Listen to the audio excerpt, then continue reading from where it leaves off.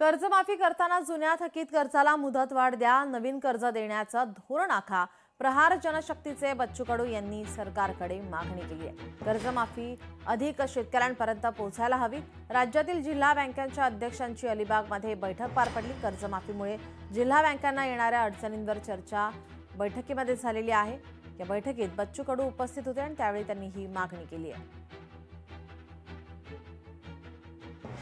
जे काही कर्जमाफी करणार आहे, जे काही धोरण स्वीकारणार आहे, त्याला एकतर जुन्या थकीत कर्जदारांना तुम्ही मुदतवाढ दिली पाहिजे.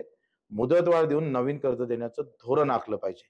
नवीन कर्ज त्या शेतकऱ्याला भेटलं नाही तर तो मोठी अडचण त्याच्यासाठी निर्माण होईल. 31 मार्चमध्ये तरतूद झाल्याबरोबर जसं अजितदादांनी म्हटलं, त्याबरोबरच एप्रिलमध्ये त्याचा किमान जिल्हा मध्यवर्ती बँकेला ज्या शेतकऱ्याची माफी करताय त्याचा पहिला हप्ता किंवा त्याचे जे सगळे पैसे माफीचे ते जिल्हा मध्यवर्ती बँकेत देणं फार गरजेचं आहे. कारण काही जिल्हा मध्यवर्ती बँक थकीत कर्ज वसुलीशिवाय नवीन कर्ज देऊ शकत नाही. त्याची आर्थिक परिस्थिती तशी नाही आहे आणि त्याच्यामुळे जर थकीत कर्जाचे पैसे जर एप्रिल मध्ये जर आम्हाला भेटले नाही तर आम्ही नवीन कर्ज कसं देणार आहे.